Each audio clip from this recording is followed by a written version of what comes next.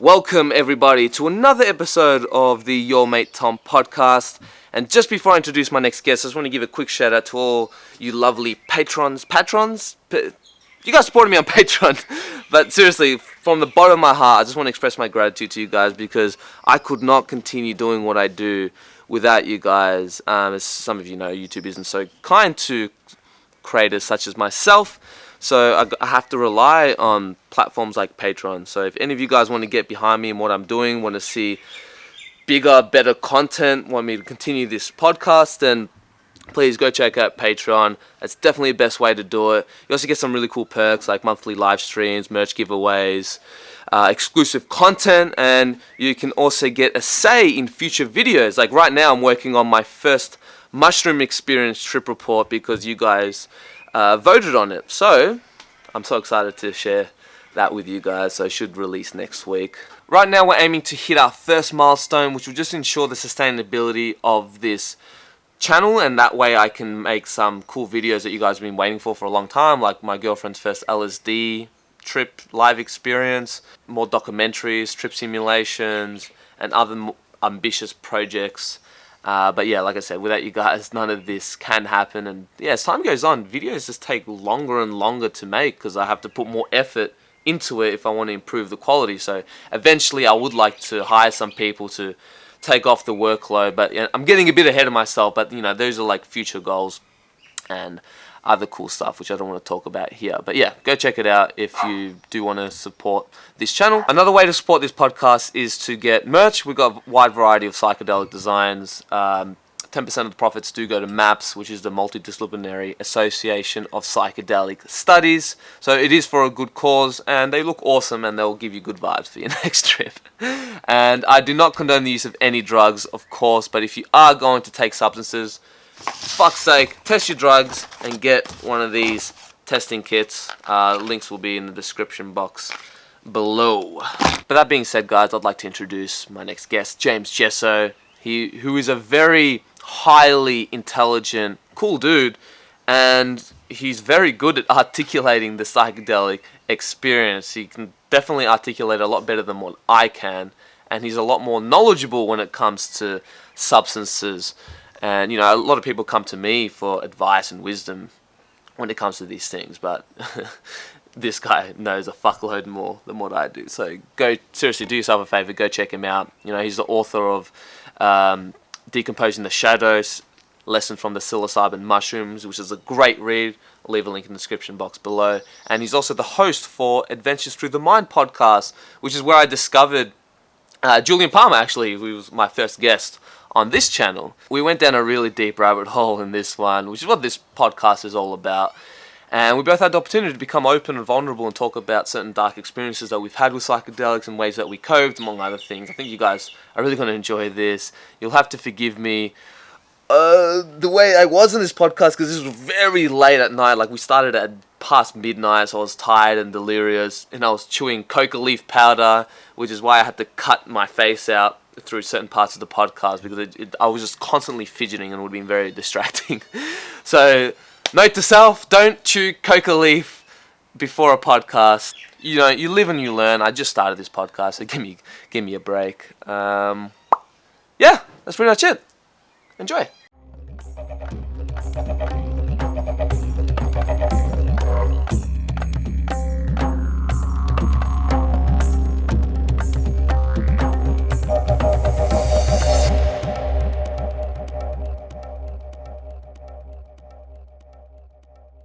Welcome everybody to the fourth episode of the Your Mate Tom podcast. I've got a special guest, James Jesso, who is the host of the Adventures Through the Mind podcast.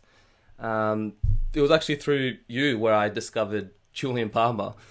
Cool. Yeah. So that's why, that's how I found out about him and got into contact with him. So thank you for that. That was a very awesome first podcast. Yeah, it was. It was entertaining. Like we were just saying before the camera started rolling. It was pretty interesting to watch you guys start off that episode with a nice big Hape experience. Yeah, because he offered. He's like, "Oh, do you want to have a Hape before the podcast starts?" I'm like, I'm not going to say no. Why not? Like, it helped ground me, I suppose. So it was pretty good. It wasn't, I don't know, because there's different like strains of Harpe, and there's one that's like really purgative, I suppose, and then there's other ones that are more calming and grounding. I don't know, have you had much experience with Harpe? I've probably done it. Yeah, I've done it maybe somewhere between 15 and 30 times. Okay. And I just recently did it again for the first time in a long while at a party, and some friends were doing it. I was like, they were sitting around the fire, like, did you want some Harpe? I'm like, yes, I do. But the reason why it had been so long is that the time before that was just before a Cambo experience in Berlin, and he gave me, like, administered it for me in both nostrils, a fairly large dose, because to him he was like, no, this isn't too strong, but it actually sent me. I was vomiting while shitting, and then came back and sat down. I laugh because I've been and then there, had to go back and vomit again before the Cambo even started. So after that was done, I was like, okay, I'm Happy. I respect you. I respect you so much that I'm just gonna steer clear of you for a little while. Do you want to, for those who don't know what Harpe is, do you want to quickly describe it? Oh yeah, so Hape is a tobacco snuff. Essentially, it's pulverized mapacho, which is a wild strain of tobacco, Reba rustica, I think, that grows in South America and Central America. Definitely South America. I'm not sure about Central. And then the tobacco is mixed with the ash of a variety of different plants, and then how much tobacco. The tobacco to ash ratio and what plants are used in the ash determines what it is, qualities it has, and etc. Yeah, awesome. And it gets blown up your nose. It's not nice. Because another word for it is rape, so it's rape with an accent on the E. Yeah. Well, I guess I just wanted to start off, I know it's pretty cliche, but I think it's important to know the roots of why you do what you do. So I guess I just want to ask you, what stage did you start using psychedelics, and why, and how have they altered your perception of reality? Well, I had my first psychedelic experience with mushrooms when I was, I think, 15 or something, ninth grade, and had several experiences after that, all of which were purely recreational. Not that I have any issue with recreational use, but there was no conception of it being anything more than something stronger than weed that's really funny and tripping. You Super Mario mug. Just trippy and fun. But I got serious, a little too serious, with my psychedelic use when I was in my early 20s. I had my first LSD experience at 23, which was launched me into a very different way of relating to them. At which point I started trying pretty much everything. Actually, out in Melbourne, Australia. Where are you living, Tom? Melbourne. Okay, yeah, because I read in your book that you went to Melbourne. For how long were you here for? I was there for about 10 or 11 months. Oh, so quite a while. Or Melbourne, or Melbourne. Melbourne, yeah. So were you here? Yeah, it's quite a crazy party scene. I don't know if you were involved in that. I was very involved in that, mostly north of the city. I don't know if you ever went there. It's gone now, but we used to the Pony Bar on Little Carlton Street was. I never went there, but I've heard of it. Yeah. Our mainstay, yeah. Anyway, so I got pretty deep into it and got actually so deep into substance use that I ended up developing a drug-induced psychosis. Which what was it from? Was it like from a specific drug, or was it like... I think it was from basically never having anything to bring me down, like propping me back into normal responsibilities, and excessive amphetamine use. Yeah. But there was also lots of acid in there and lots of pills of all varieties. If I could get it, if I could afford it, I would take it. Oh. If it was offered to me, I would do it. Sure, fuck it, go. Yeah. What was the other one? Eckies or something? Yeah, like Eckies. Oh, love me Eckies, mate. Yeah. So, yeah. Pinging for days, mate. Yeah. Yeah, I would. Okay. So I did lots of stuff, and then the psychosis set in, and that kind of the story is a long and beautiful one. I actually tell it quite intimately in a talk that I gave at Ozora Festival in 2016. That's available on my website. But the ultimate is that, okay, it got really, really dark, and then I had an LSD experience that showed me like, whoa, I have a substance use problem. At the time, the language was, I'm addicted to drugs. I know that language now is very problematic, so I choose to use, I had a very problematic substance use issue. Yeah. And that led me into all sorts of attempts to come to terms with why I was using and how to stop using. And I stopped using, and I came home, and although I had stopped using, I was still completely strange. I was strange. I felt alienated. I felt angry. I felt confused. I felt lost, helpless, hopeless, depressed, anxious, just very, very unhappy, very sick, and was on the verge of seeking professional help, which at the time I didn't trust professional help. And I still wouldn't trust a lot of the mainstream professional help for psychiatry and psychology. Is it for any particular reason? Or is this like because they tend to overprescribe unnecessary drugs? Or well, the overprescribe is definitely one thing, but it has to do with I believe a lack of understanding as to the point of psychotherapy. You can maybe unpack that a little bit more later. So I almost sought professional help, but didn't trust, and ended up thinking that I could eat mushrooms to fix the issues left over from my excessive problematic drug use. And it seemed to work out well. I did about 4 grams once a month every month, at first with a friend to sit with me, and then afterwards increasingly more by myself. And at the end of 13 months, I had transformed my whole life and felt like I had this passion to share what I learned. And so I started doing workshops on my experience with it. I wrote my books. I wrote my first book, Decomposing the Shadow, which is about how I engaged the mushroom and why and how it helped me heal. Good. That's the one I read. Good job, job, and then thank you. Yeah, and also was just. I mean, I'm sure you could relate that with mushroom use. If it's done in a good, healthy integration way, it tends to empower you to forego normal social conventions, to engage your deepest dreams, regardless of how radical it might be, and choosing a somewhat independent, crowdfunding isn't really independent, but an independent author's life to write and to share and to travel. And that evolved in and through a second book, a third book, multiple essays, multiple speaking arrangements around the world. And were you, sorry to cut you off, but were you always into writing and things like that? Yeah. Or, yeah, definitely. I mean, I was kind of like glazing over that last bit because there's lots of other content from me about that experience, and I'm sure there's way more interesting stuff we could talk about. But yeah, I was always into writing. And did you ever have this experience when you were a kid where when you're really small and they say, what do you want to be when you grow up? And you say, something along the lines of artist. Yeah. Right? Like, you could do anything you want to be.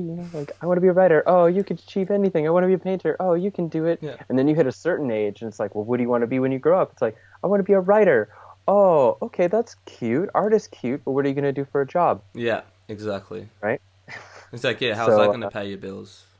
Yeah. Exactly. Yeah, it's like here as well. Everyone is very against the idea of, like, if you want to get into art, it's like, all right, but seriously, what are you going to do, though, for money? Yeah. And it's an extremely reasonable question, because what are you going to do for money? Yeah. That's why I really appreciate things like crowdfunding helped me, like Indiegogo helped me get my books together and do all my tours and stuff. And I've basically been like, crowdfund, and then slowly book sales to crowdfund. That's amazing. And then back up again. Yeah, it's good to know that like enough people believe in what you want to do, that allows you to actually do it. It's awesome. Like, we live in crazy times that, like, we couldn't do this kind of stuff, or we could, but it would just be that much more difficult, like 20, 30 years ago or whatever. Mm-hmm. Well, now, and I know that you're also on this tip. the introduction of Patreon into the arts, like the larger worldwide arts community, is making a huge difference, because now instead of spending 6 months stressing my brain out trying to run a crowdfunding, prepping a crowdfunding campaign to then have to release it in a certain time for one big project and then just that I can work towards just doing things like the podcast and like smaller writing pieces and the YouTube channel, and have people be like, yeah, I'll give you what I can every month. Like, I know that you recently started a Patreon as well, so it makes a huge difference. We could live our creative passions 100%. and offer things onto the world that people find value in, and allow them to reciprocate that value in a way that funds us to continue creating. I think it's great. Actually, I want to ask you, because I know you can relate, because you also, you make videos and you're publicly speaking about these heavily stigmatized substances. How did you go about just putting your face out there? How did your family react? Because I know for me it was like very, very difficult. Yeah, for sure. Because my family is very against illegal drugs unless it's alcohol and prescribed medications, I suppose. But it is not easy to talk about something, and it's so illegal. That's the thing as well. And as soon as you start talking about psychedelics, most people just kind of roll their eyes, or they think you're nuts or whatever. But yeah, I just want to ask you, like, how did you deal with that? Did you get like a crazy reaction from your family, or were they pretty accepting? Or well, in what you said there's a lot to unpack, like the dysfunctional like paradigm around, what's a drug, what's a good drug, what's a bad drug, what's a food, what's a spice, what's a supplement. Like it's all very it's poorly categorized as it stands now, and then there's the illegality thing, and then there's the parents thing. So my mom and dad, my dad was a little bit more receptive. He's had his experiences growing up, but my mom has been very very hands off to substances throughout her entire life, and feels very accomplished in that, and that's fine. But that proved to be a bit of a challenge between the two of us, because she saw sort of that conventional mind, where cannabis and heroin are the same, pretty much. They might as well be the same. If one person's using cannabis, if I'm using cannabis, which they caught me in 10th grade, then there's a very real chance that I might also be injecting heroin. So that was the paradigm she was coming from. So it was one thing to slowly talk to my mom about it more and more, and my mom and dad, but it made them very anxious. But I remember, actually, this was huge. I can imagine you can just like feel into this. So my mother is very uncomfortable with the whole thing, and I have to have this phone call with her. I'm living in Alberta at the time; she's in Ontario, and I got to call her up and let her know, Mom, here's the story. While I was in Australia, I had a serious drug use problem, and it was really problematic. And the only reason I'm healthy now is because I used psilocybin mushrooms to get there. And I also believe that it's my path and purpose in this life to share that story and what I learned from it with the wider audience. And in 48 hours, I'm launching a crowdfunding campaign with a big video that's going to tell my story very openly, hopefully to thousands of people, including everyone that you know. So that was it was like a pretty challenging hour-long conversation on the phone. But over time, just my mother and father, although sometimes it frightens them, and understandably so, sometimes I do some stuff that's pretty extreme, and I am their son after all, they have learned to trust me, and in learning to trust me, they have opened themselves up to learning what I know. Like appreciating what I offer around substances as being a valid perspective, which has really broken their old paradigm in a lot of ways. It's just absolutely incredible, actually, to go from not being able to say anything at all in fear of, you know, like a huge issue emerging, to being able to, like the other night, we were all watching a movie and something about a time capsule, and was like, oh, I did a time capsule a little while ago, you know, like me and two other friends, we took LSD, and then we like, you know, finished up the time capsule and buried it, and then smoked DMT and marked the GPS coordinates. And then, you know, and that being like, and my mom not really saying much, but being like, huh, and my dad being like, DMT, is that ayahuasca stuff? And I was like, yeah, similar. Nice. You know, Close enough. Yeah. So awesome. it's come a long way. From other people, I mean, maybe I'm just preaching to the choir, but I've gotten a lot of positive reviews. Only one person ever gave me sounds to me like you're just looking a way to validate your drug use. And actually, you're always going to get that. Yeah. But it's true. It is actually true. Yeah, technically. And here's all my reasons. They're outlined in this, you know, 120-page essay. Yeah. You know, please give it a read. So apart from that, do you get any hate or any, like, you know, like really serious trolls? On our Psychonaut, yeah. I don't post there anymore. I mean, the internet is a place to troll for sure, but in public, in face-to-face personage, no, not over my work. I get a lot of positive stuff. I've had some really great critical feedback that was delivered in a really arrogant way, but no, it's actually gone fairly. Well, yeah, because online it's so easy to just criticize someone, especially behind a keyboard where you can't even see your face. So, and there's a difference between criticism, like constructive criticism, and just someone saying, "Oh, you're a faggot, fuck you, you're a dickhead," or junkie or whatever. Right. Like, you know, I did a short documentary on coca plant where me and my girlfriend just, we're just taking coca and just educating the public on it while we're taking it. And then, what was it? Someone's like, "Oh, you and your girlfriend are junkies," and this is like from a coca plant. Like, this is not even it's like a mild stimulant, you know what I mean? But anyway, doesn't matter. Also highly nutritious, one of the most nutritionally dense foods on the planet. Like ridiculously high in calcium, like really good for your teeth and gums and stuff. Yeah, it's awesome. I really enjoyed it. I also really enjoy coca.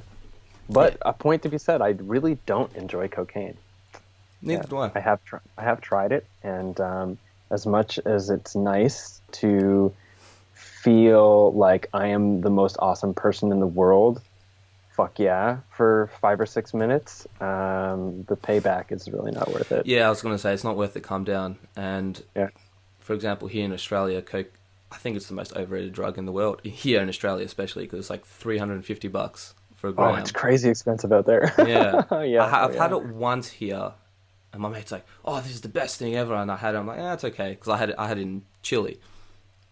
I hope my family doesn't listen to this, but they probably won't. Anyway, I mean, I've never done cocaine in my life. It's interesting too, because cocaine is one of those drugs that even if you could find some there's obviously recreational value in cocaine. For sure. For people who like it, it's fun. There's a price to be paid for it, and if a person can utilize cocaine, be prepared to pay the price, financially, but as well as emotionally and socially, afterwards, the come down, because cocaine will turn you into an asshole no matter what. The more cocaine you do for longer, the bigger the asshole you're going to be. And if you plan that and make sure that you're alone during that asshole time, okay, that's responsible use. And if it doesn't, permeate your whole life and take you down, that's fine. But that's if you're assuming that you have cocaine. Yeah. Cocaine, just like ketamine, for example, especially out here, there's very little guarantee that you're just getting cocaine. Cocaine's probably the worst. You're likely getting weird heart dewormer stuff and other things. Especially here in Australia, where it's probably the last country where it even gets to, 100%. And I agree. Like, I just don't find it. I did it a couple times. This was my party phase. Not that I have to justify myself, but I just don't find it worth it, and it's not. I think it's very spiritually damaging in the sense that it just, from what I've observed anyway, it just completely overinflates your ego, and people just think they just get too crazy with it. So yeah. And sometimes people need that. There's I like to think that the substances that we find ourselves to are influenced by our own inadequacies as well as our own abundances. So a lot of people, I think a lot of people feel powerless or worthless. They feel feelings of being less, and taking cocaine makes them feel more, so much more than they're less, that it's almost like it cancels out the less. Now, it obviously isn't gonna. I agree with what you're saying about the spiritual thing, but at the same time, I'm a little hesitant to lean purely negative on any drug, although I consider cocaine to be quite dangerous. Like, I'm generally speaking, of course, but it depends on your personality. Like, I don't know about you, but I have a very addictive, extreme personality, so those kind of substance use is not good for me. And I'm sure a lot of other people. But yeah, it just depends. If you can have it once, have a good experience, maybe learn from it, and then just leave it without ever having to crave that, then cool, awesome. But I think that what you just described makes the difference between somebody who's just trying out a substance to see what it's like and being like, that was an experience, and somebody who has some sort of underlying inadequacy or trauma or like a neurotic issue that is finding the solution in cocaine. Yeah. It's not a good solution in any way. It's a terrible solution. Cocaine is a terrible solution, but it is a solution to an underlying problem. Yeah. Couldn't agree more. I guess with your journey of, doing your podcasts and writing books and stuff, have you ever gone to a stage where you've kind of questioned psychedelics and gone to a point like, what the fuck am I doing? Like, I don't know, because for me, I've had this year I had a very, very terrifying ayahuasca experience where I had a full-blown psychotic break. I thought I was going to die. I've had trips where I thought I was going to die, but this was on a whole other level. I had to get facilitators to hold me down just because went way too deep, and I never thought that could ever happen to me. And it was terrifying, and it made me, I left that experience kind of questioning ayahuasca and psychedelics, and I was like, what the fuck? And I'm teaching people what happened if I don't know, someone watches my video and then they do it and then they have a bad experience. Of course, this is just my emotional state at the moment. I'm a lot more grounded after that, and I've processed most of it. I'm still healing from that experience because it was just really full on. But I just want to ask you, have you ever experienced something similar in terms of just questioning psychedelics at all, or being traumatized? You know what I mean? Yeah. So actually, multiple times, I feel like if we aren't questioning psychedelics, then there's a problem. Yeah. There's a lot of people who feel 100% certain that they know what's going on and what it's all about, very certain. And I applaud that type of confidence, but it reminds me of, and I'm going to quote a sci-fi or a horror fantasy book right now, but it reminds me of a line in Weave World by Clive Barker, which is something along the lines of anything that becomes too confident becomes a sort of lie. So I do question it, and I've had experiences, especially with ayahuasca, that leave me what the hell am I doing here? Ayahuasca is really great medicine for causing me to enter extreme psychotic episodes that leave me reeling for months and even years of pain and suffering and trauma. It's a great medicine for that. Really? It also helped me resolve a lot of that. But yeah, I think it's completely naive to think that these things are benevolent spirit healers exclusively, and that people are, going to positively benefit their life by engaging them, and that as long as you take all the proper precautions, everything's going to be fine. It's no, you're rolling the dice. You're rolling the dice with your mind. And a lot of the time, if the proper nuances are established, you're likely going to win. And it's going to be good. But there's no guarantee that you're going to win. It's still the roll of the dice.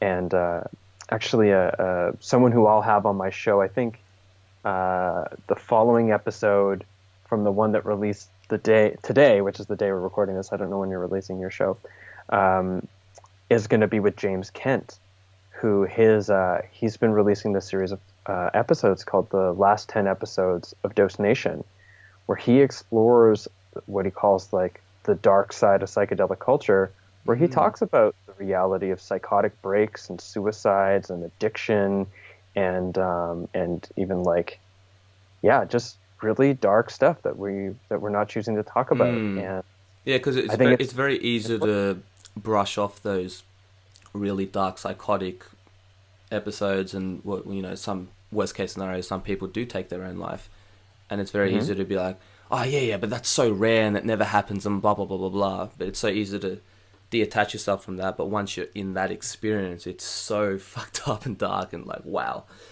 this is not something to be fucked with or taken lightly. Yeah.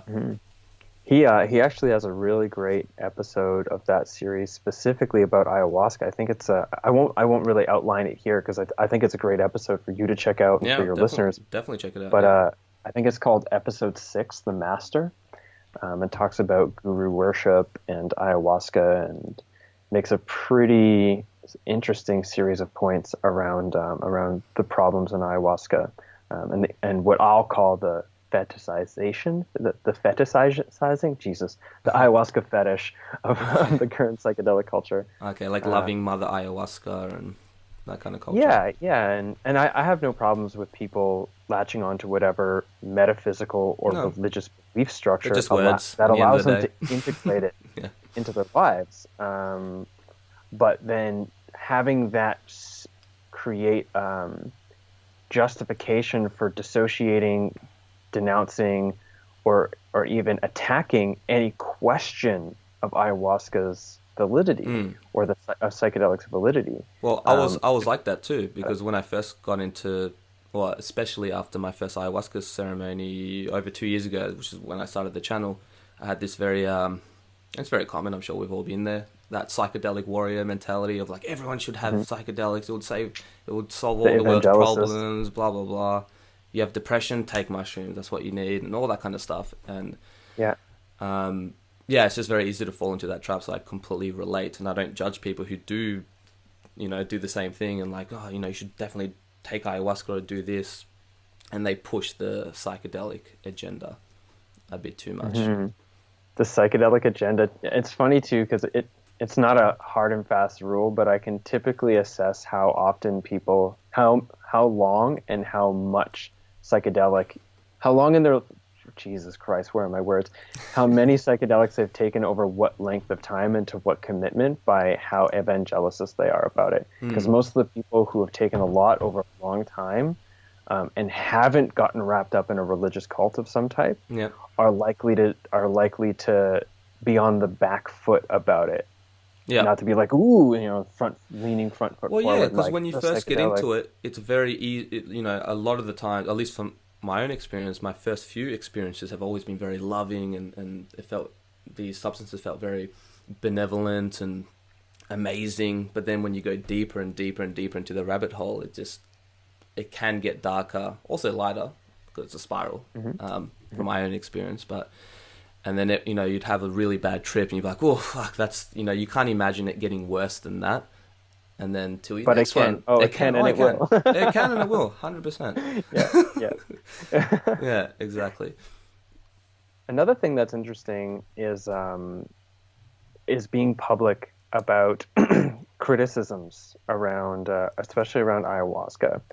Because I wrote this article a few years back, and I was in a tear trying to make sense of my experience, and the article, the story, it really helped me bring it together. It's called Ayahuasca and I, and it describes my first ayahuasca experience, which was a psychotic break where I basically like left the circle and completely, resisted going back, and they just left me alone, which I think was actually pretty fucked up.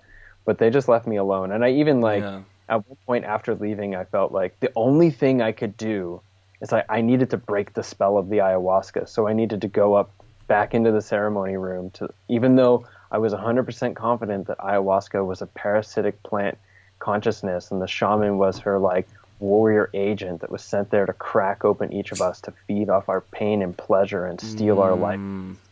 Or this other dimensional parasitic entity, that I needed to go back up into the ceremony room and sit at the foot of the shaman and tell him that I was leaving and I wasn't coming back because I didn't believe. Like, it was intense. But I told this story. Well, When did this happen? This is in 2013. Okay, yeah. Yeah. People started coming out of the woodwork like crazy, messaging me, thanking me for the article and telling me experiences they had where they had psychotic episodes, and they were getting basically like attacked online and told that that's bullshit, blah, blah, blah. It's their fault that they were suffering, blah, blah, blah. Oh, you didn't have a good shaman, or, oh, you didn't trust the mother ayahuasca, whatever. And even one person messaging me and telling me that they had a full psychotic break in a retreat center in Peru, and they kicked him out because they couldn't handle it. He was obviously possessed by demons, and he was trying to kill the shaman spiritually. Holy shit. And threatened everyone there, so they just kicked him out. And it's like, yeah, it's interesting to see how people will fervently defend their religious ideologies, and the culture is, and I don't have any problem with religion, that's like, or religious beliefs, that's fine, but it's interesting how fervently people will protect them when they're threatened, even in the psychedelic culture. That psychedelics don't necessarily make you a more generous, more open-minded, more compassionate, rational, reasonable Not person. necessarily. Yeah, and yeah, because it's sort of ironic, because you would assume that the psychedelic culture is supposed to be like, well, psychedelics are supposed to like kill your ego or whatever, but sometimes they can just grow it and make it stronger. The ego is very sneaky, and it can use spiritual practices to strengthen itself if you're not careful. Spiritual bypassing, actually. Exactly. It's one of the terms, yeah. Yeah, exactly. I'll let everyone know on Instagram that I was going to interview you. So I did get a few questions, and a few people, as I was going to ask you anyway, but how have you overcome the very challenging, traumatic psychedelic experiences? Because I know this is something that a lot of people struggle with, because it can be so full on, and then after this, because I've had a few myself, and you feel very isolated and alone in a sense, because not many people can understand what you went through. So like, how have you, like, what tools have you used, or what have you done to able to overcome and heal from these experiences? Well, that's a pretty long answer question, but I'll try to simplify it. We've got plenty of time. Okay. Well, the first thing is to keep in mind that that dark, challenging psychedelic experience, to look at it as the equivalent of a trauma, because it is. So thinking of it in the same way as if you were in a serious car accident, or happen to watch somebody, like get hit by a car, or happen to some sort of something that's really extreme and traumatic, and keeping in mind that it's not just, you just had a bad trip, you got to get over it. It's a trauma, and if you're not careful, that trauma can become post-traumatic stress disorder, depending on a lot of factors, including your social environment and how you engage yourself, and lifestyle, diet, habitat, etc. So recognizing that it's a trauma, and being easy with yourself right off the bat. Yeah. Finding someone to talk to, especially someone that you trust, and someone that trusts you, and somebody who is not going to try to minimize what you're going through. This is actually something that I'm going to go public with it soon, but I've been offering privately to people, is having, because I definitely understand, having somebody to talk to who really understands what you're going through and can give good advice on basically being easy with yourself and how to move forward with finding, because sometimes you just need someone to talk to. Yeah. And have someone listen, hold space for you. And other times you need, if it gets really extreme, you need to have actual psychotherapeutic help. And trauma-based psychotherapy, especially ones that are somatic, so like somatic experiencing or relational somatic therapy. I had post-traumatic stress disorder. What really helped me was a practice called EMDR, which I cannot remember what that acronym stands for right now, with somatic experiencing, to sort of prep me to be able to go back in. And when talking about it, and this is kind of scattered, when talking about it, not resisting what comes up. Yeah. So chances are what's going to happen is, if if it's trauma, all the feelings that are left over from that dark experience, all the things that were so extreme at the time, we understandably employ different defense mechanisms to protect ourselves from, to offset some of that emotional intensity. Well, that emotional intensity is still there and it's lingering. That's why we're all like kind of contorted about it. Then when we start talking about it, we're inviting that emotional intensity back into our space. And in order for us to really heal, we need to resolve that emotional intensity. And the only way to do that is to allow it to metabolize through the direct feeling sensations. So that is to say, like, to actually let it happen. Yeah. But because it coming up was so frightening, of course, it coming up again is going to be equally as frightening, and it's very easy to push it away and employ similar mechanisms, and in doing so, almost feed in to what I like to call a trauma vortex, and it gets stronger and stronger. Now, possibly over time, you think you just get over it, but it'll start to permeate other areas of your life that are unrelated to psychedelic experience, and it's good. So like unconsciously coming out in different ways, Right. Like more likely to have anxiety around work, or more likely to feel depressed when you're alone. Like things that don't seem to be directly related, but are actually like the trauma's poking little holes in your life, and it doesn't look like, you don't realize where the light source is, and the light source could be this dark, traumatic experience, be it psychedelics, or be it something that the psychedelics exposed that you weren't able to properly deal with. So the feeling is important, but because it's so intense, it's easy to employ the defense mechanisms and blah, blah, blah, feed in the trauma vortex. So this is why having someone to talk with is really important. Someone who can listen, and that when it comes up and that emotional intensity comes up, having someone there with you, someone who isn't trying to fix you, who isn't trying to minimize, is just there with you, lovingly, compassionately holding space with you, even physically holding you, because now, although it's very intense and you might not feel safe inside of yourself, if you can feel safe in the connection, feel that that person has your safety in mind, that they care for you, that they're with you, well, then that giant emotional load that's too heavy to hold on your own is now being shared with multiple people. It can be a little bit easier to deal with. And then comes the cries, the tears, the shaking, the whatever. And all of that, just trusting it, letting it move you, letting it move through you, and letting yourself be held in safety, either, just by someone, like I said, listening while you go through the process and feel into it, or even as intense as having them hold you while you just break down and sob and or wail. And then having them there to continue to be with you as you just naturally will find yourself back into a place of stability. Now, I know that sounds really super intense, and depending on how intense the dark experience is, that's how intense it might be for you to process it. That's what it was like for me. And it actually took going to a 5-day trauma healing specific retreat that utilized ayahuasca, which I know seems like strange, but utilize ayahuasca to basically put us back into the dark place, put us back in all of it, and then hold us while it happened. Wait, literally. so you took ayahuasca, relived all that traumatic, dark shit, and then they were just there to hold space and hold you, I suppose. Literally hold me. Wow. And then also lots of integration. Like, has that ever gone wrong for anybody in this workshop?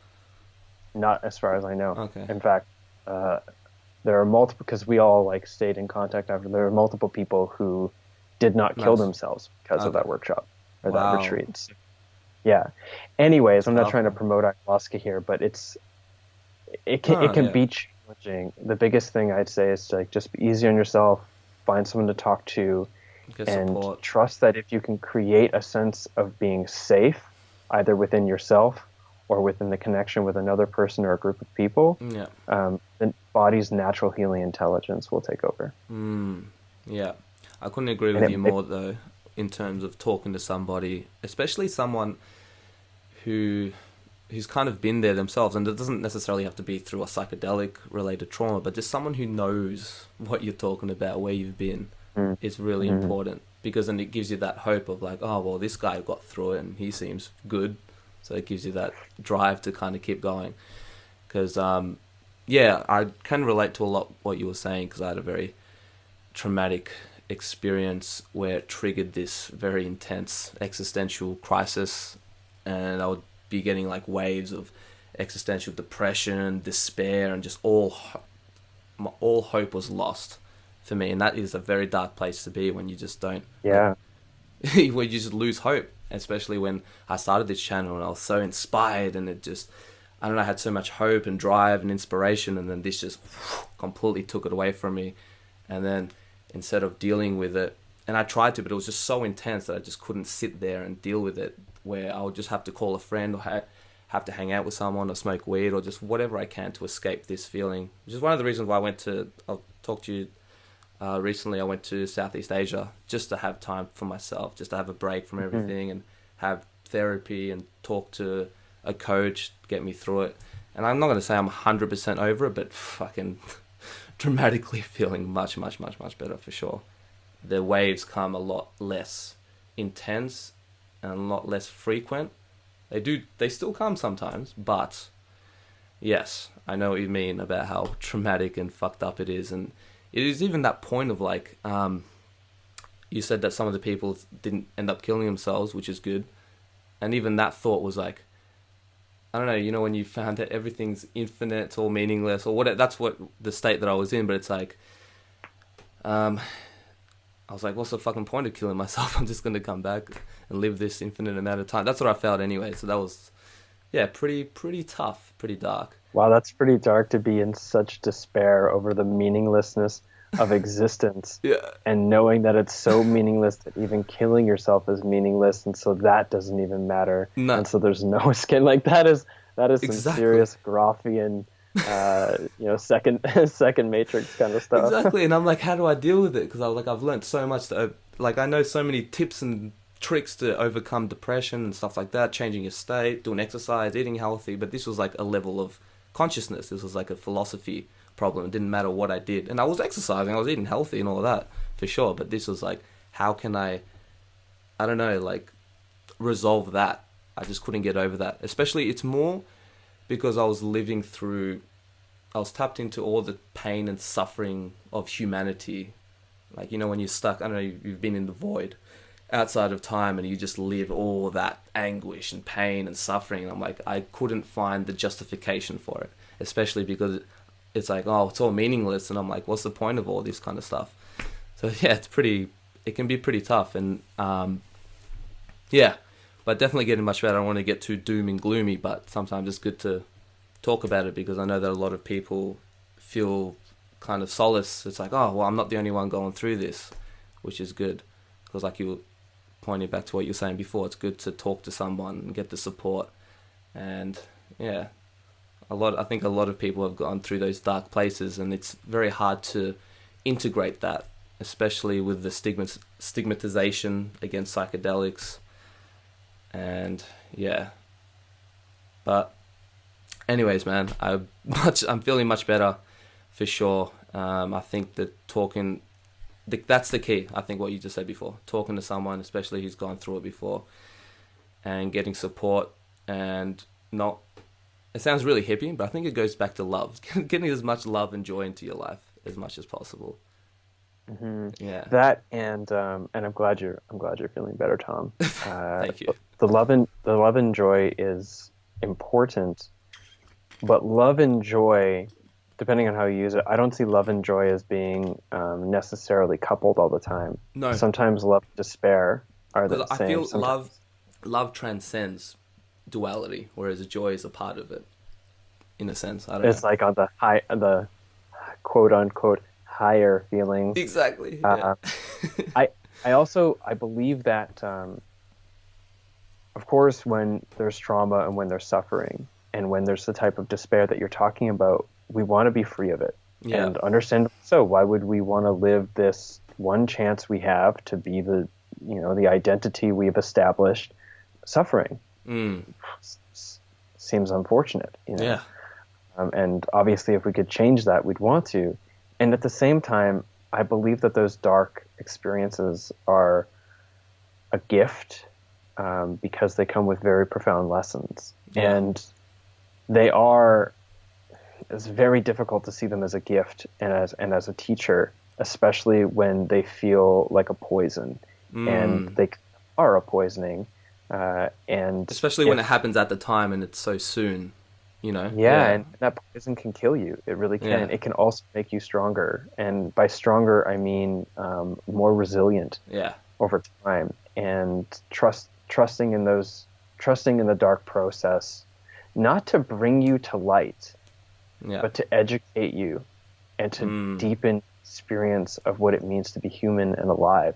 And it's not always, it's not like we're crying to get the tears of joy. We're not crying the sadness so we can get to the joy. We're crying the sadness to feel the sadness, to let the sadness in, to let the sadness out, and that's not for the joy, but for the sadness. Yeah, it's what you're saying. It's key what you're saying, actually, and what has helped me tremendously is actually just feeling it. It's not feeling it because, if I feel this negative feeling, then I'm going to feel good afterwards. Like, no, you just got to just feel it through. Be as comfortable as you can with it. Even if it feels uncomfortable, that's okay as well. Like, it's okay to be shitty. It's okay to feel suffering and pain. It's part of being human.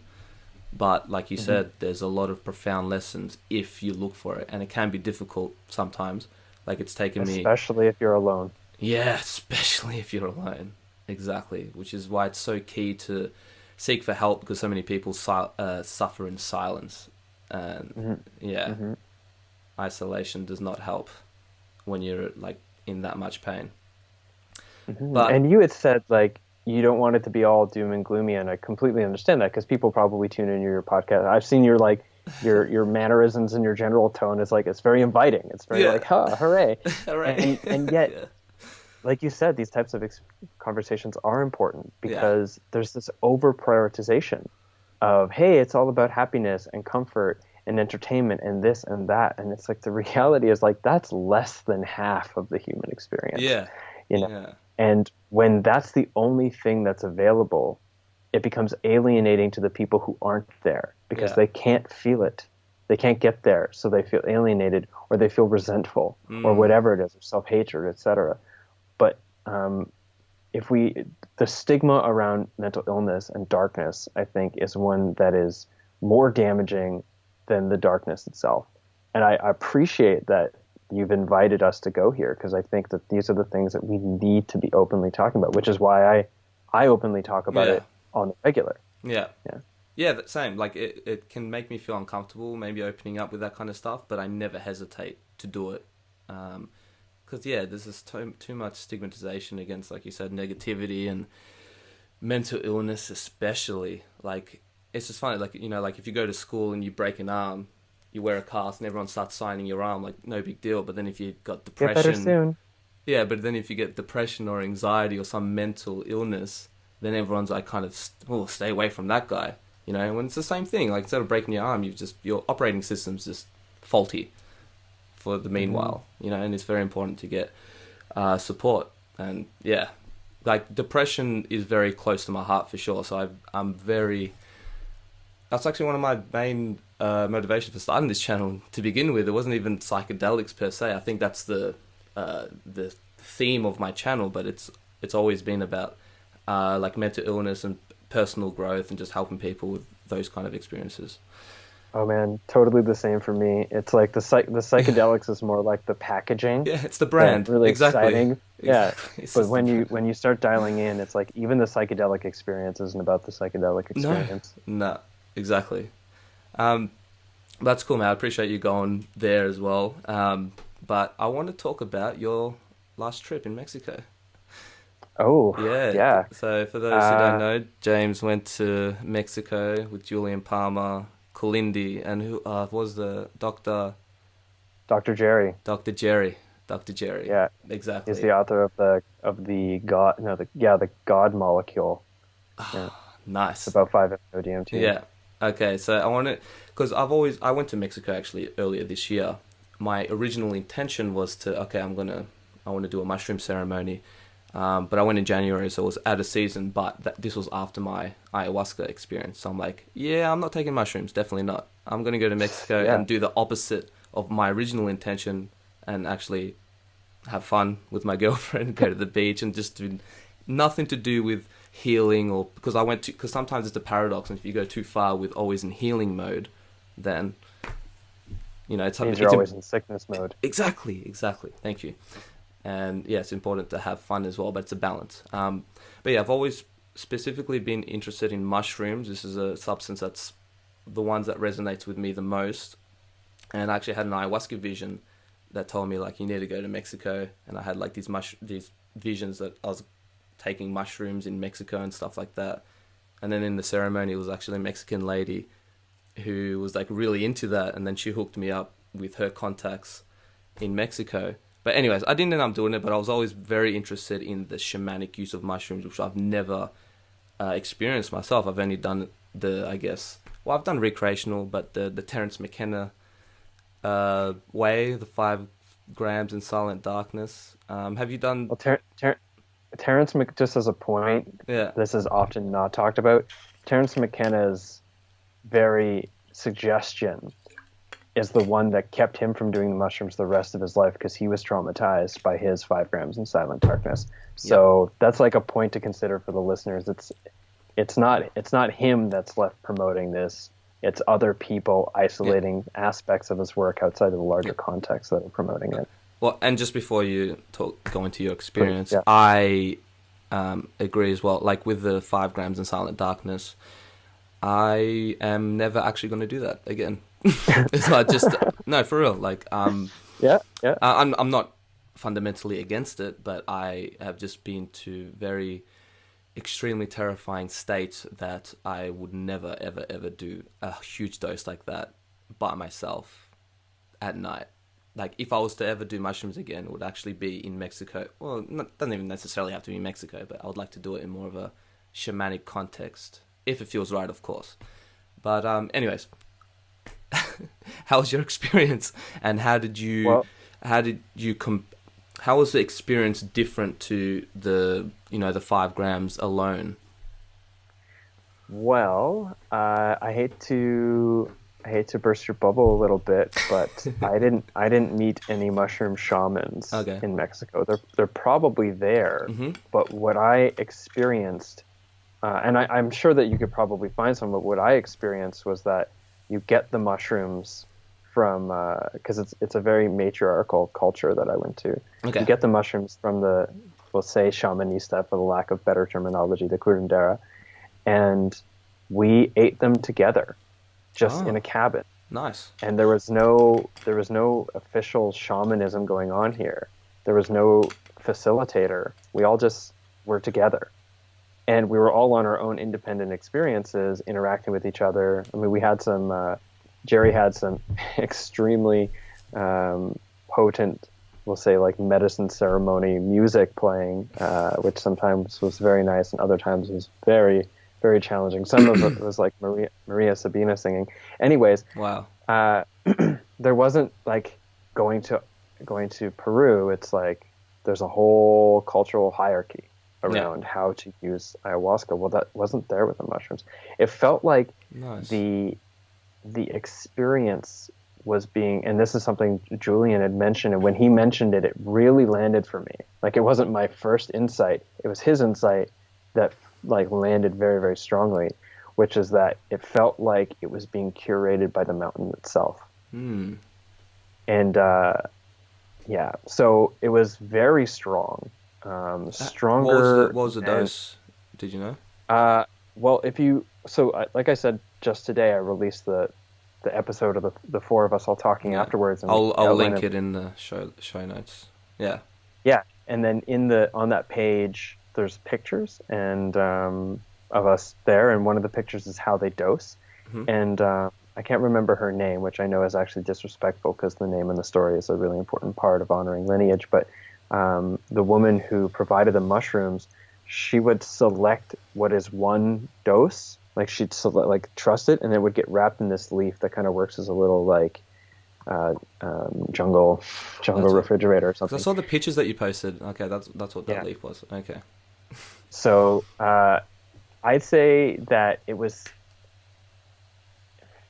a little handful of wet mushrooms Now, to me, that was the strongest psychedelic experience on mushrooms I've had, possibly ever, actually. Yeah. What's the highest dose you've had before? I've had 7 grams, but the number of grams does not necessarily denote how strong it is. Well, yeah, because right? the potency of mushrooms varies so much, yeah. Right, and I've had 2 grams of a strain called Penis Envy that completely obliterated me well beyond the 7-gram experience. So even saying 7 grams sounds really intense, it's not. Or it wasn't. Yes, it was. But it wasn't like, it wasn't as extreme. As much as you think. Yeah. Right? So this was definitely the strongest experience I had. I was going to have 2 leaves, but kind of similar to yourself, it occurred to me, like, what am I here to prove? Like, I only wanted 1 leaf, but I grabbed 2 because everyone else is grabbing 2. Kalindi ate 4. You know, so it's like, I'm like, what am I trying to prove here to myself? Last Trust thing Kalindi I want to do 4. Right?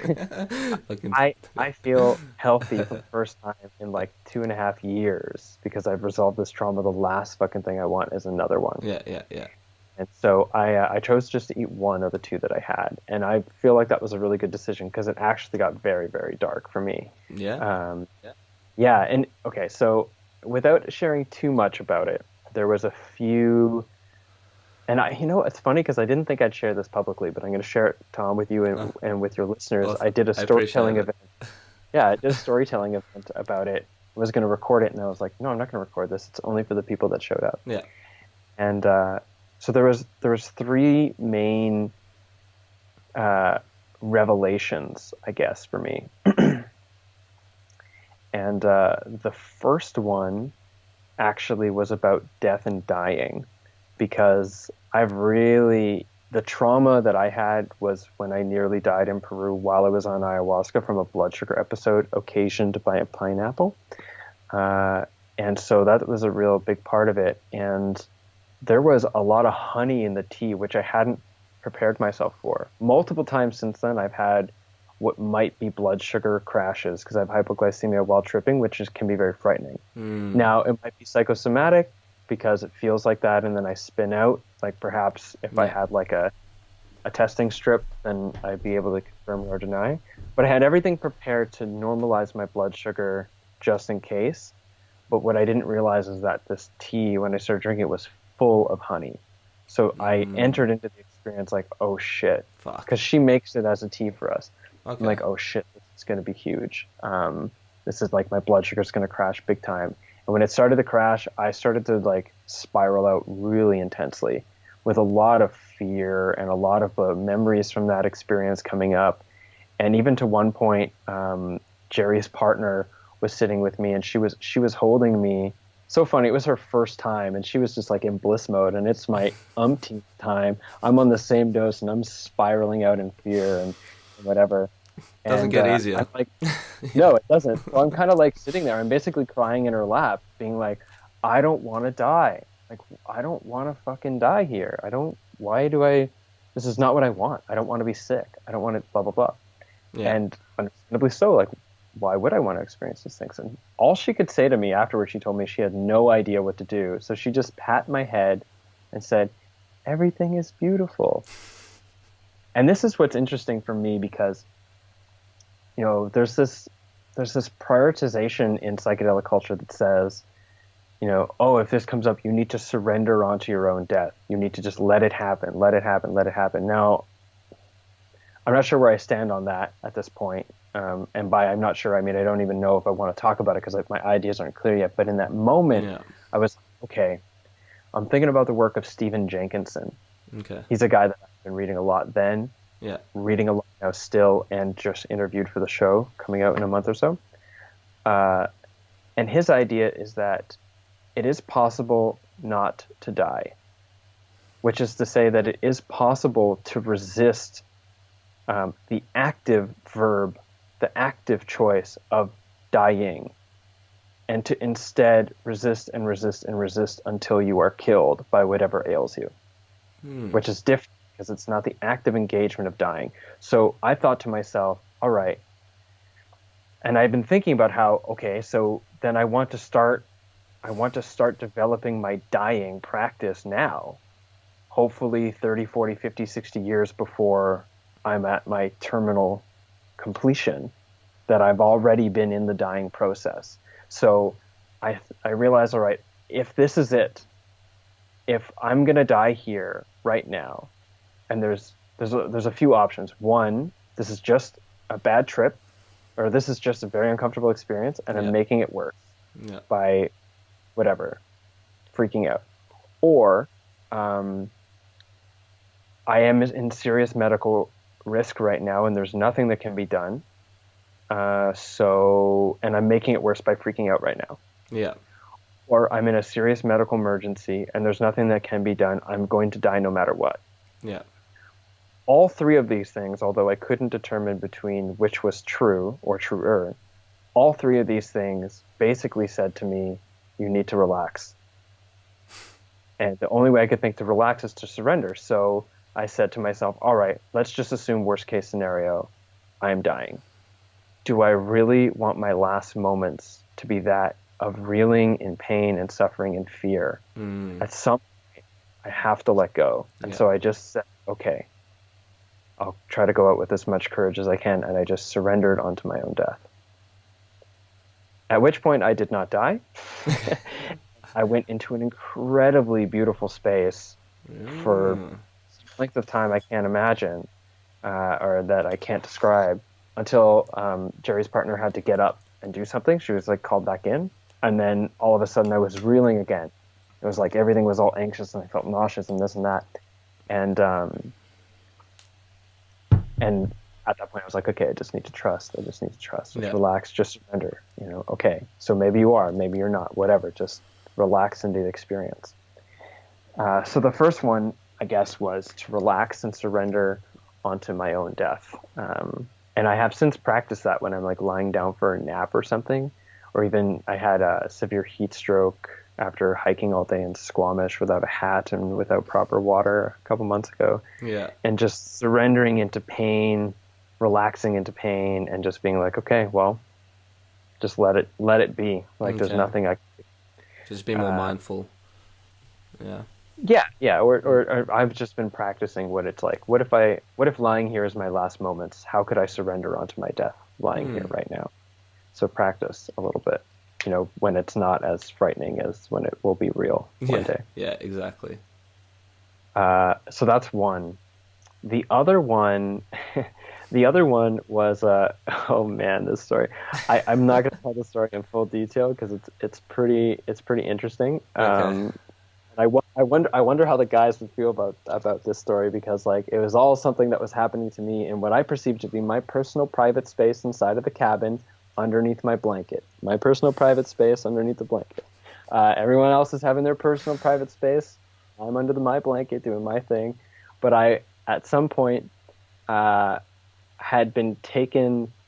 Now I'm just going to describe what I experienced. It's not coming with any claim to external agency of the thing. Or whatever. There's no metaphysical claims here. It's just what I experienced. Yeah. I was taken to another dimension in a way, and I had entered into a crystalline palace of light and shape and geometry, where I was being educated by these other or higher dimensional entities on the art of love and pleasure. Wow. And it was absolutely fucking amazing. Until at some point I was like, okay, I got to take my pants off. And then they were like, don't take your pants off. And I was like, no, it's my private space. I'm under my own little blanket. Like, I can do what I want. So I did it. And then as soon as I did it, it started to go away. It just started to leave. And I was like, wait. And they're like, we told you not to take your pants off. You should have listened. And then it was over. And I'm like, So that was the second one. It actually, Julian and I had some really great conversations afterwards about love and making love and like the power of it. And save that. I don't know how much of his story or how much of what I shared he wants public, so I'll just leave it at that. Yeah. Then the third thing, there was more, but this is the third thing. Yeah.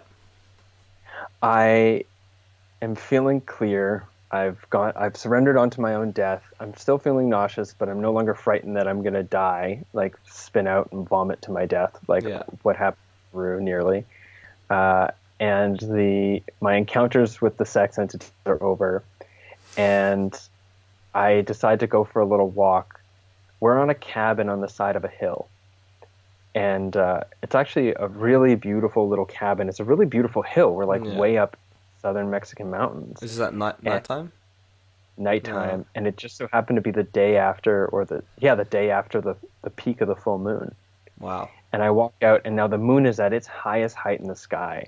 And as I step away, I can basically see the entire valley because it's so brightly lit, and everything has that silver shimmering, like shadows at midnight kind of thing. Yeah.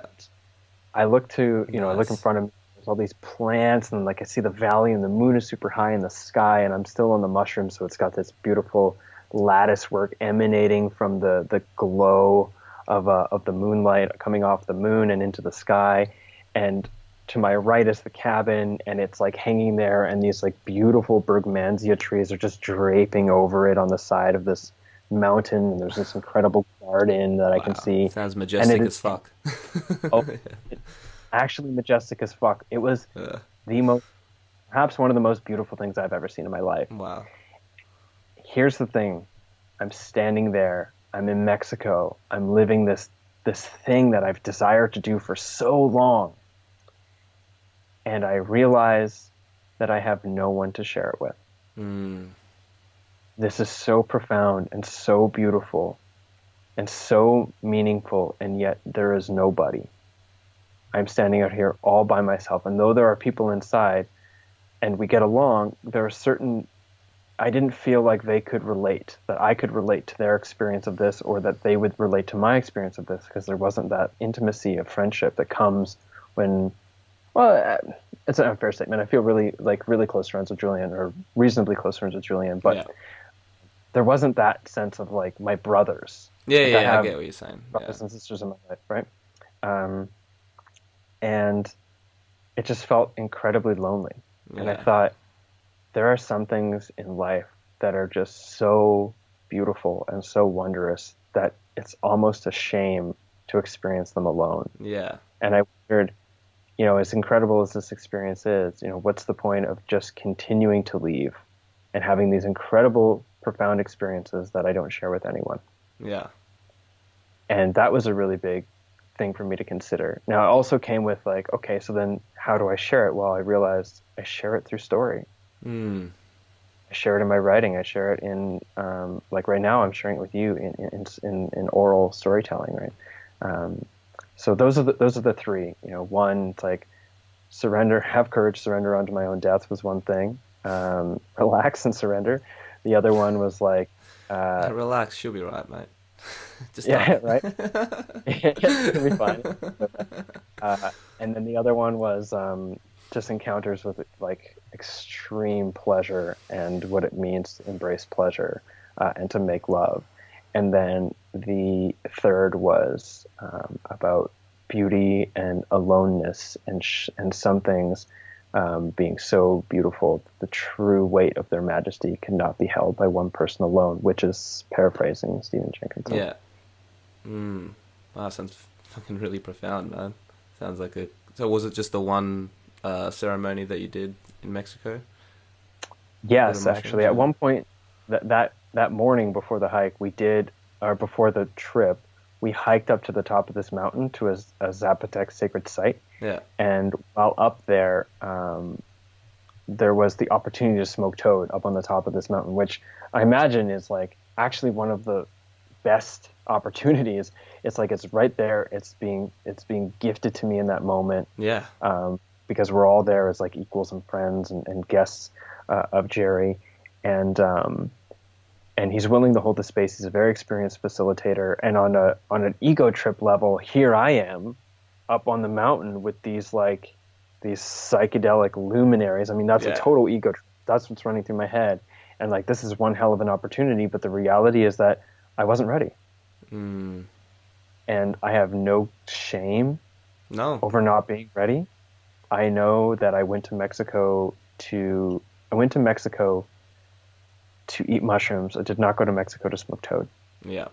And I knew that, and there was some toying around with it. But then when push came to shove, that's not what I wanted to do, and I had nothing to prove to myself and nothing to prove to those guys. Although I didn't feel like they wanted me to prove anything to them. No. That was all internal.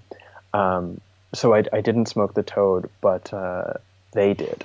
Okay. Julian and Kalindi. Yeah. Yeah. Well, yeah. So I think it's there was important. other stuff. Oh, sorry. I just want to.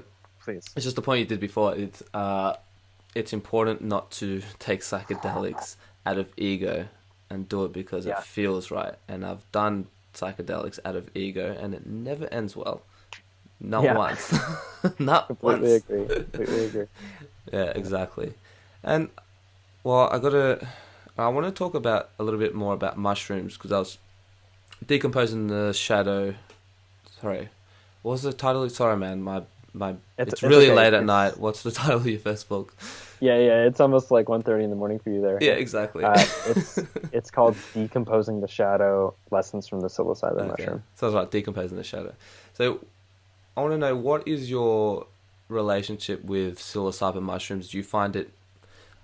What is the differences? Do you find that there are profound differences between each substance, or it just depends on the person? Like, do you think they have their own personality to it? Like, let's say, I don't know, San Pedro is better for life direction, or ayahuasca is better for healing trauma, or like, this is an example, like, do you find anything like that? Like, one substance is better for this particular thing, or is it just depends on you?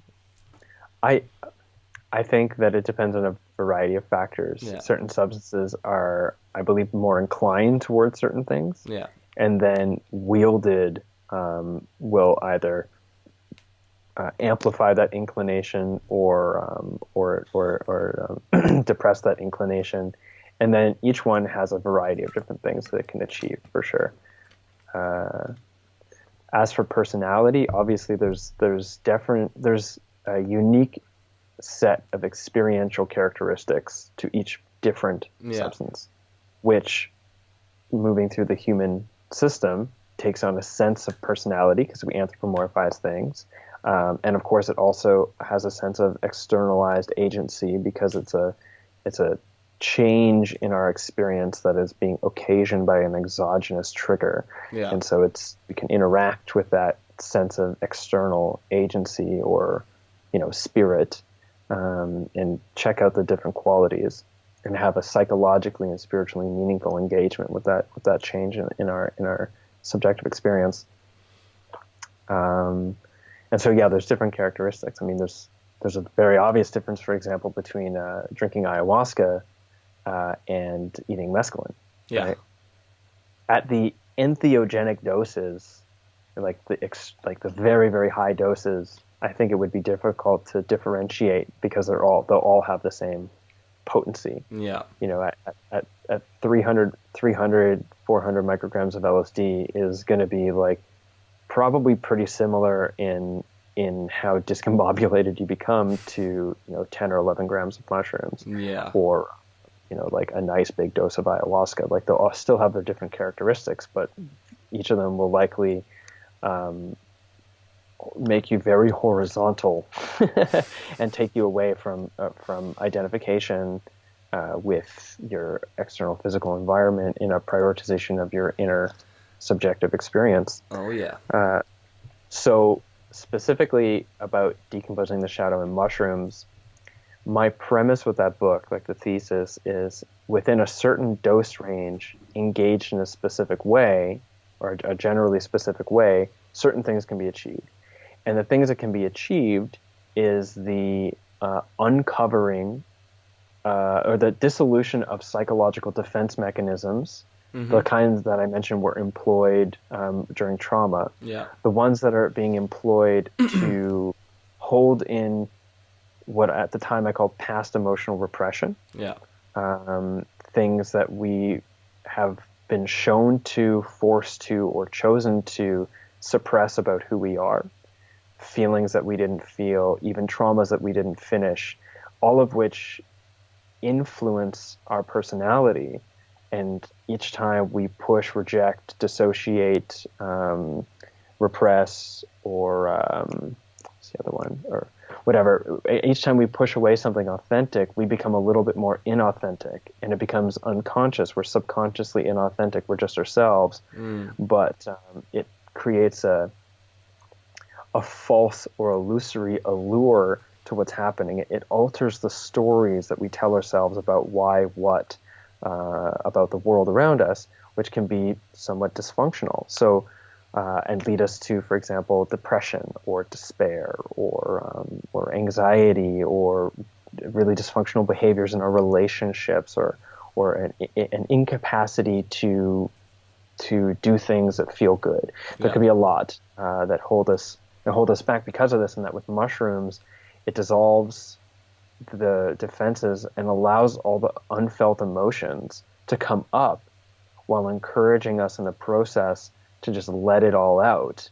And while letting it all out, provide a sense of insightfulness as to why we're feeling that, where it comes from, what it might mean, and how we can move forward after that in a positive way with these, like insights that we get, this noetic quality.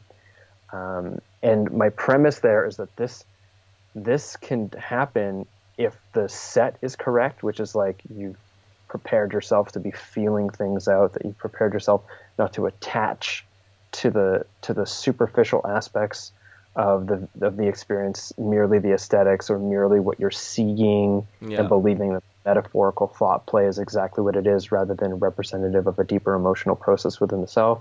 Like setting yourself up right, being in a safe place where you can really let yourself move through what you're going through. And then the dose would be somewhere between enough that you are all the way there and you don't have to try, but not so much that you are overwhelmed and beyond, and like so much that you're just like dissociating. So for me, that depending on the dose, that's anywhere between 2 and 4.5, 4 grams. Okay. So do you find the 5 grams is a bit unnecessary? I didn't say unnecessary. Or just for you. Just for you. Well, that's just if it's leaning towards that particular quality of experience. Okay. Because the higher you dose, the more dissociated from your normal sense of self you become. Yeah. And the type of work that I'm presenting here is the kind of work that refines your sense of self and requires your sense of self, story, history, context in order to process. If you dose too far away from that, then you can have some incredibly interesting experiences. I mean, listen to Kalindi Yi on one of my episodes. Like, he goes to some very interesting places on 30 and 40 grams, right? And not the it's not that those things aren't useful. I mean, they have a use, but I'm talking specifically about this bracket to achieve the goal of what I call psychospiritual maturation and the resolution of past emotional repression to become a more, it's a bit of a trite word nowadays, or complicated, but a more authentic expression of yourself, a healthier version of you. Yeah, like you said, it depends on your goal and what you want to do with it. Have you ever had, would you ever do 30, 40 grams? When I hang out with Kalindi, or the few times that I've hung out with Kalindi, I think three times. Okay. And each time I hang out with Kalindi, I feel like I want to eat more mushrooms. And when we've had conversations too, after conversations, I'm like, I feel like I want to eat more. Yeah. But then after a period of time goes by and I'm no longer in his presence, I'm less and less likely to want to go there. Yeah. But I would be lying if I said to you that I have no interest in going deep. Yeah. Probably not 30 or 40 grams deep, but like he's worked himself up to that. But the equivalent of that intensity from my experience, which might be 5 or 6 grams or something larger. Yeah. But I have no current inclination to go there at this time just yet. Yeah. Because I'm feeling pretty good about where I'm at. I got a lot of responsibilities in play. I'm about to move into my own house, actually. Oh, really nice. With the goal of funding it exclusively on creative entrepreneurship, which you can imagine is a lofty fucking goal, and I'm not even close. I'm not even close yet. And this is like, I pay rent. Like I pay my first I pay my deposit or my last month's rent, which is like $1,000 in 4 days, and it's like, last thing I need is some major psychedelic experience to completely uproot what I'm doing. I have all these goals for writing and all this stuff. So it's like context too. Yeah, well, it can happen because like my last traumatic trip, it completely set me back for many, many months. And it definitely interfered with a lot of my work, especially because like if everything's meaningless, it's like, oh, what's the point? What's the point of this? Right. Yeah. You're like you're just like a clown dancing, like a little marionette dancing on the stage of nothingness. Yeah, right? exactly. Except it's digital video, right? Yeah, it's like, well, this is what I do now. But yeah. Anyway, sorry to interrupt. No, that's it. I mean, decomposing the shadow is my approach to that concept in the fullest expression of it at that time. Yeah. And I'm happy to say that the majority of what I wrote in that book at that time, over time, and this could be confirmation bias, I've learned how deep a lot of those things go, even though I didn't understand how deep they went and how much further investigation there is around those concepts. And there's a couple pieces. There's one specific piece that in hindsight I see as a limitation that I should have explored.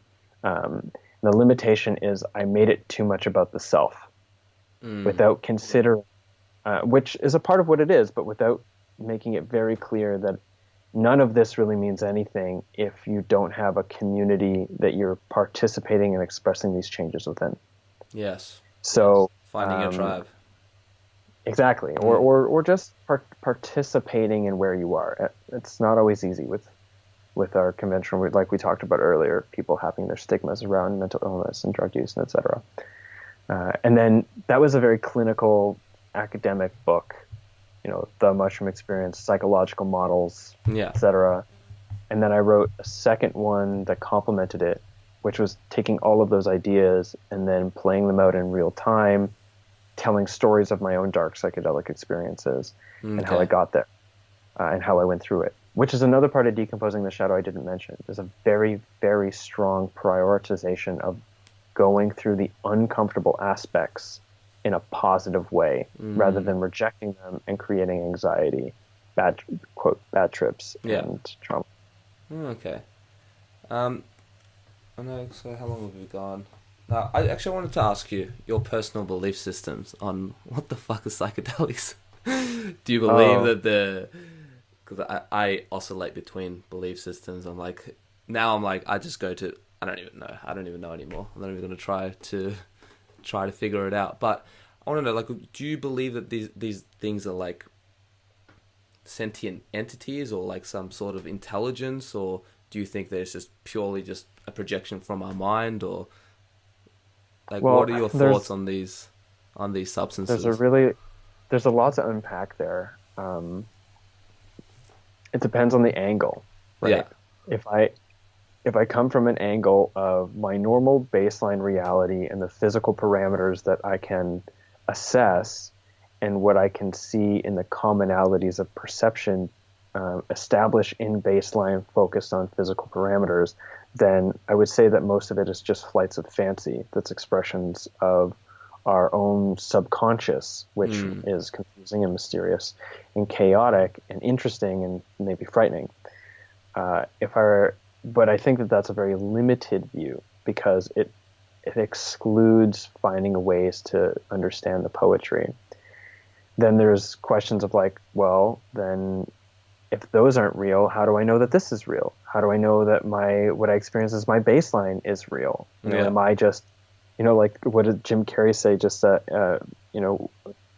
frequencies of energy, like waves of energy dancing onto itself, or dancing for itself. Yeah. And if that's the case, then if everything in my life right now is not fully real, but I perceive it to be real, then to what degree is my experience in psychedelics real or not real?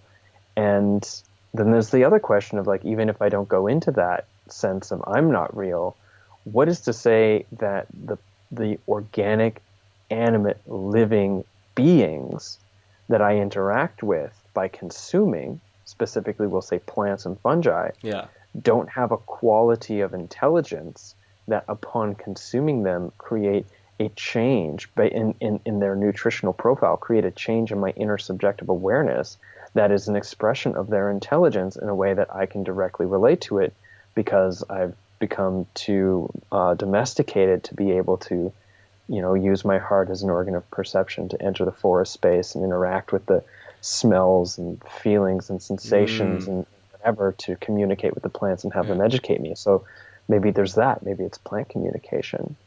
And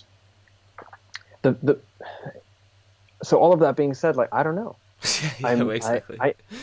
And the point is, and this is something that I need to get over. And I just hosted a talk here in Kitchener about death and dying. About the skill of sadness, the art of dying, with a colleague and a friend of mine named Olenka, who studies with Stephen Jenkinson.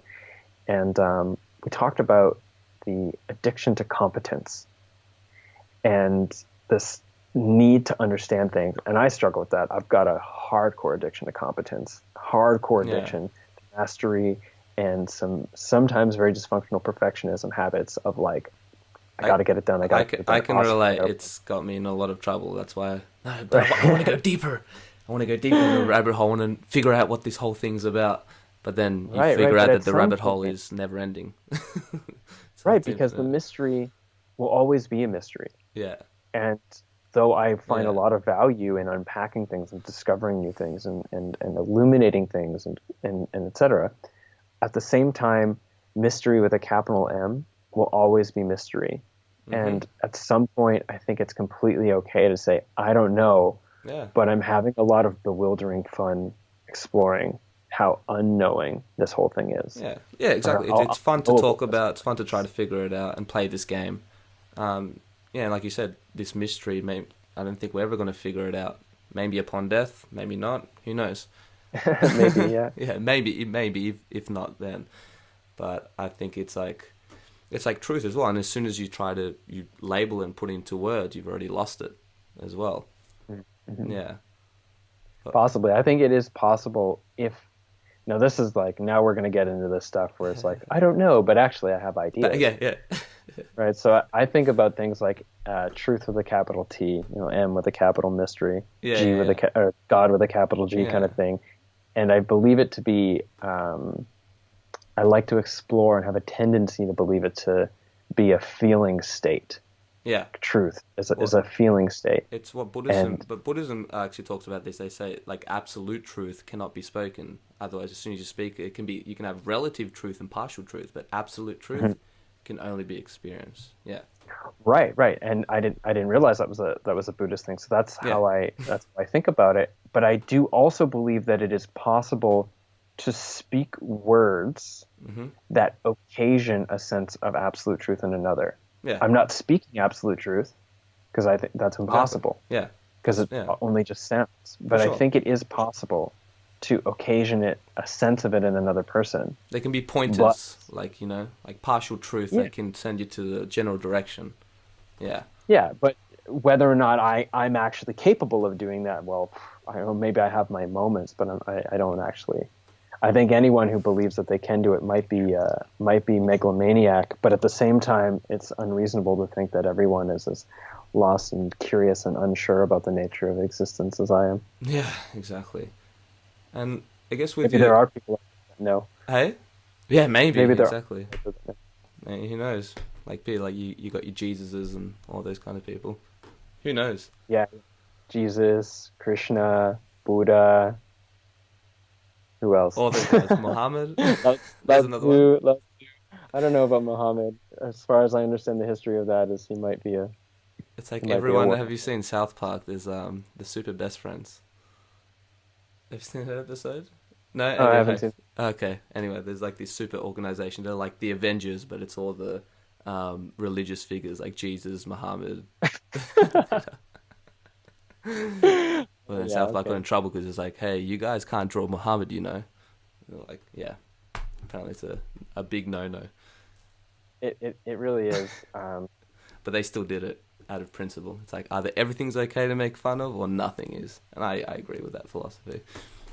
I think so too, actually. It's very interesting, especially, and maybe we're getting totally off topic, and maybe let's come to a close. But I find it very interesting that even in a liberal society, certain things aren't allowed to be criticized. Yeah. And so, for example, Islam is not okay to be criticized. And I understand that the problem is as soon as people start criticizing Islam, it immediately becomes entirely too familiar for intolerance and the kind of, well, just like the kind of shit that's happening in the United States right now. Yeah. Like it becomes too close to that kind of intolerance and that kind of racial prejudice. I guess it's more cultural prejudice because Islam is not a race; it's a culture. Yeah. But there is reason to criticize aspects of it. It should be okay to say, well, let's unpack this a little bit. But it can be problematic, and it is interesting. Like you said, it's like either everything needs to be able to be criticized or nothing at all. And if nothing at all is able to be criticized, then we're in deep, deep trouble. Yeah, exactly. So we have to choose that everything is open for criticism. Yeah. But then again, that's coming from me. I come from a secular-based world, and even in my secularism is emergent from Christianity. And one of the fundamental beliefs of Christianity is that the Bible is inspired by the Word of God written by man, and so it's open for interpretation. But if I, for example, came from a Islamic-based country, then one of the fundamental beliefs of Islam is that the Quran, which is their central text, is not inspired, written by man, inspired by God. It is the voice of God speaking to you. So there is no interpretations, right? Obviously there is, because of course. there's so many different forms of Islam. Yeah. Not all Islam is Islamism, which is the militarized stuff. Like some of it is actually very beautiful and really deeply focused on an intelligent learning of spirituality and becoming a good person in this world, and etc. But some of it is Islamism. Some of it is very militant, right? So, but yeah, so that's just a thing. I didn't mean to get on a bit of a soapbox there, but yes, everything should be able to be criticized. Okay. Everything should be able to be made fun of, and everything should be questioned a little bit deeper. I really believe that. Mainly in this podcast, we start going from psilocybin mushrooms to Islam. But then there's Israel. Yeah, and, exactly. That's okay. It's like the shittiest thing. Awesome, man. Well, I think it's time to call it. I think it's been fucking awesome, man. Like, you're welcome on any time. I think we should maybe do a sequel one day in the future. Thanks, Tom. I really appreciate you taking the time to seek me out, and a couple false starts over a few days. We totally got it going. Yeah, man. Well, like I said, I'm a fan of your podcast, and I discovered a lot of guests that I never even heard of before. So, like Julian, he was literally my first podcast guest ever. But it was very convenient that he was in Australia. I'm like, fucking, that would be awesome. Yeah. There's some other interesting people out in Australia you might want to talk to. Get on me on the email, and we'll see. Yeah. We'll keep in touch anyway. But is there anything? Where can people find you? Is there anything that you're up to? Yeah. That you wanted people to check out? Right off the bat, the easiest way to find anything that I'm doing is through jameswjesso.com, which is like a catalog of all the stuff I'm doing. My writing, a lot of my lectures are up there, and my podcast is there. I also, on the side, I DJ bass music, so there's like a little tucked away in the website are some DJ bass music sets. But yeah, writing, lectures, podcasts, and various smaller videos, which will be growing over time. All of it is jameswjesso.com. And if I'm on social media, it's James W. Jesso, and all of which is freely available. And like yourself, I have a Patreon, so people who are excited to support more than just you can go check me out as well. Yeah.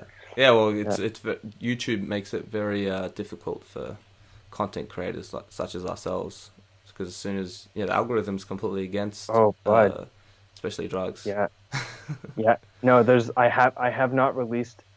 I think I have like 60 videos on my YouTube now, and 4 or 5 of them are available for ad revenue. Every one of them is like, no, sorry, you're talking about drugs, so you don't get any ad revenue.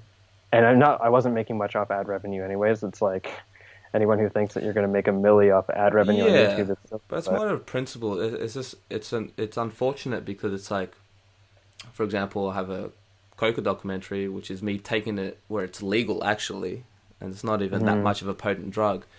That gets completely demonetized. I try to contact YouTube, and they're like, "Nah, sorry, that's age restricted as well." But then I see a video on the sideline. It's like 15 shots in under 1 hour challenge, and then that's monetized, and that's okay. And it's just it's like, what? But anyways, I've ranted about it too many times. I think I'm just like, whatever. I've accepted it now. Thankfully, Patreon is a thing for both of our sakes, because exactly. I'm sure, I know that there are a lot of people out there in the world who are doing incredible things that, because they're on the sidelines, they're on the fringe, or they're in the underground, they're not getting funding from conventional revenue streams. And Patreon is really for that, such as yourself or such as myself. Yeah, awesome. Well, awesome, man. Fucking really insightful chat. Glad you came on. I think I'm gonna go to bed. Okay. Good night, Tom. Thanks for having me on. I'm just like delirious now. Yeah, awesome, dude. Awesome talking to you. All right. Catch you next time. Catch.